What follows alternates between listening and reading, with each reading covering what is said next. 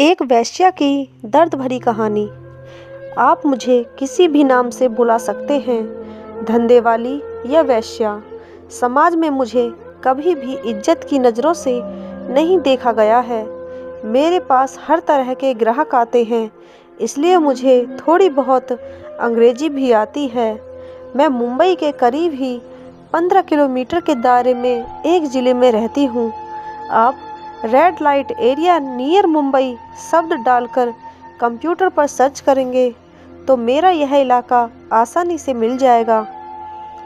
यहाँ पर तकरीबन 800 औरतें इसी धंधे में लगी हैं।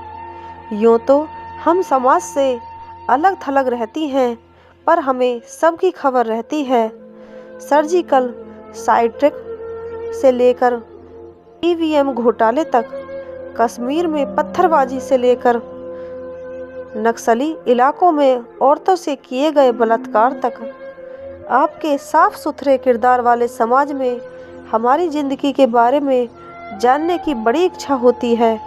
जैसे हमारा अतीत क्या था, हम कैसे इस दलदल में आईं, हमारी बातचीत का लहजा क्या है, हमारा पहनावा, हमारी अछूत सी ज़िंदगी, हमारे ग्राहक और हमारे HIV मरीज होने का डर, सब कुछ जानना चाहते हैं। कुछ लोगों को लगता है कि यह धंधा आसानी से पैसा कमाने का सबसे अच्छा तरीका है।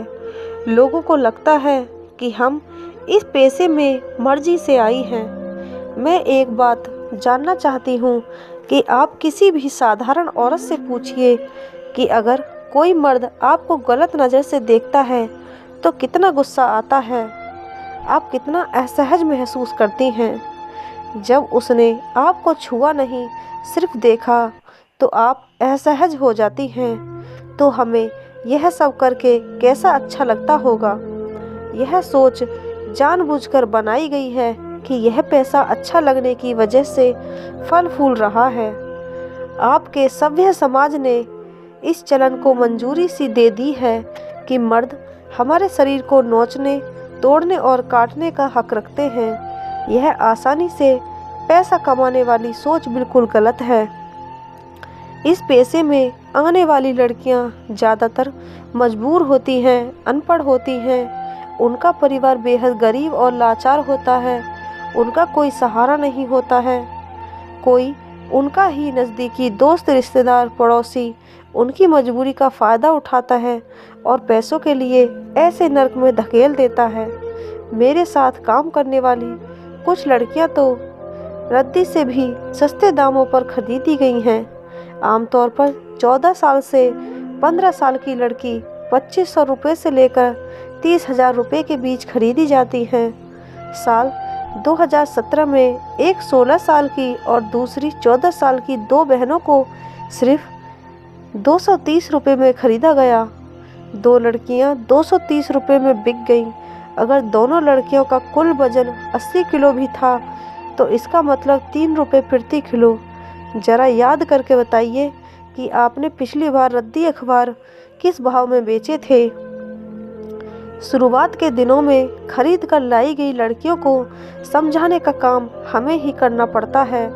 कोई भी लड़की सिर्फ बात करने से नहीं मानती, फिर उसे खूब डराया धमकाया जाता है। बहुत सारी लड़कियां डर के चलते मान जाती हैं और जो नहीं मानती हैं उनके साथ बलात्कार करते हैं, मारते पीटते हैं, बार बार लगातार, जब तक वे इन जुल्मों के चलते टूट नहीं जाती और काम करने के लिए हाँ नहीं कर देती। पर कुछ लड़कियां फिर भी नहीं मानती, तब उनको बलात्कार करने के बाद बेहद बुरी तरह से सताया जाता है। कभी कभार उनकी हत्या भी कर दी जाती है या वह लड़की खुदकुशी कर लेती हैं। ऐसी लड़कियों की लाश नदी किनारे या जंगल में पड़ी मिल जाती है, जिसे लावारिस बता दिया जाता है। मैं 18 साल से इस पेशे में हूँ। मैंने भी डर और जख्मों को भोगा है, हर पल मौत से भी बदतर रहा। दूसरी लड़कियों को इस दलदल में धकेले जाते हुए देखा है और कोई कुछ नहीं कर पाता। हम सिर्फ एक शरीर हैं। आपका साफ सुथरा समाज सब कुछ देखता है और अपने काम में लग जाता है। अब आइए बताती हूँ अपने ग्राहकों के बारे में। पहले हमारे ग्राहक अधेड़ हुआ करते थे, पर अब नौजवान और यहाँ तक कि नाबालिग भी आते हैं। इस पेशे का एक डरावना चेहरा ये भी है कि नाबालिग बहुत दरिंदे होते हैं। ये लड़के हमसे अलग अलग डिमांड करते हैं। वे इंटरनेट पर जैसे सीन दिखाते हैं उन्हें दरिंदगी के साथ अपनाते हैं। हमारे मना करने पर खतरनाक हो जाते हैं, क्योंकि पैसा देकर मनमानी करना इनका हक है। ये लड़के काफ़ी बेरहम होते हैं, पर हमारे पास चुनाव की गुंजाइश नहीं होती है। किसी तरह से उस वक्त को गुजारना होता है। समाज में बैठे लोगों को लगता है कि हम बैठे बैठे मलाई खा रही हैं और हमारे पास बेइंतहा सा पैसे हैं। सच तो यह है कि हमारी हालत को देश के बजट से जितना ही मुश्किल है समझना। हमें जब खरीदा जाता है तो वह रकम हमें ब्याज समेत चुकानी पड़ती है, जिसे हम 4 से 8 साल तक ही चुका पाती हैं। क्या आपको पता है कि हमारी खरीद और बिक्री में लगी हुई पूंजी की ब्याज दरें कितनी होती हैं? यह हमारा मालिक या दलाल तय करता है कि लड़की की उम्र, खरीद की रकम, उसके चेहरे मोहरे और आखिर में बिचौलिए होते हैं, जिसमें पुलिस और मानव अधिकार संस्थाएं चलाने वालों का भी हिस्सा होता है। सब मिलकर हमारी कीमत तय करते हैं।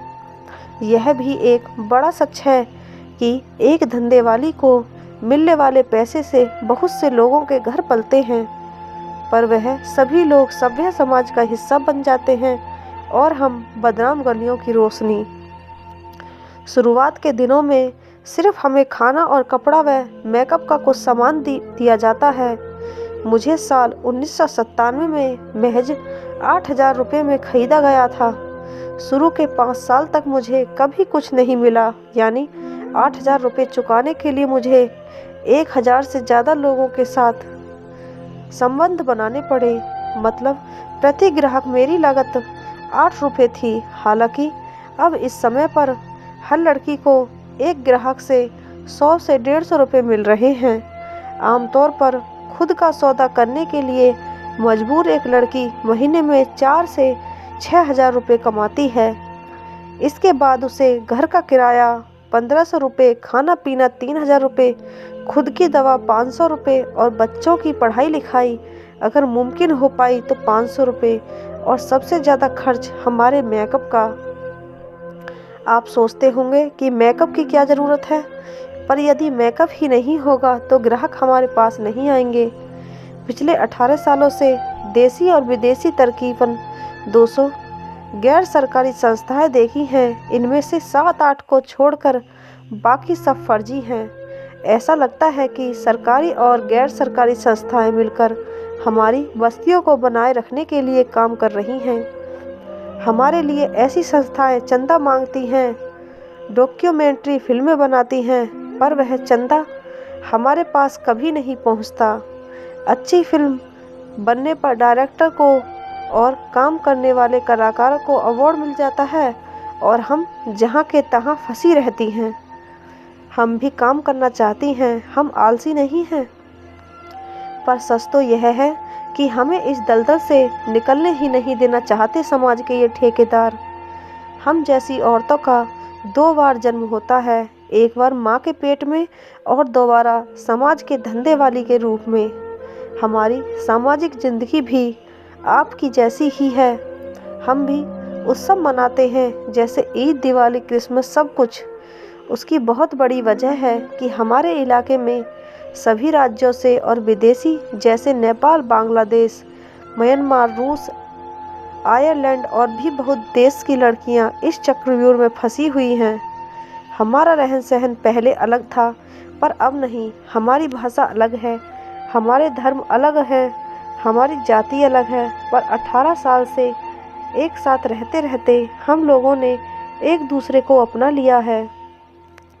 क्या आपने कभी सुना है कि ऐसे इलाके में कभी दंगे हुए, झगड़े हुए? नहीं, क्योंकि हम एक दूसरे के दर्द के रिश्ते से जुड़ी हुई हैं। मुझे कभी कभी फ़ख्र महसूस होता है धंधे वाली होने पर, क्योंकि हम में बहुत एकता है, प्यार है, ईमानदारी है, इंसानियत है। हम में दर्द है और दर्द के होने का एहसास भी जिंदा है। पर जिस समाज में आप आते हैं उस समाज में इन सारी बातों के लिए कहीं कोई जगह नहीं है और इसलिए हमारे लिए भी आपके उस समाज में कहीं कोई जगह नहीं है, न दिल में न समाज में। अगर कुछ मिला है तो वह है नफ़रत और बात बात पर वेश्या की गाली। आपके लिए यह गाली होगी, पर यह हमारी ज़िंदगी है, एक ऐसी ज़िंदगी जिसको हमने खुद नहीं चुना, हमें जबरन इसमें धकेला गया है और निकलने नहीं दिया जा रहा है। एक बार दिल पर हाथ रखकर बताइए कि क्या आसान है एक धंधे वाली की ज़िंदगी।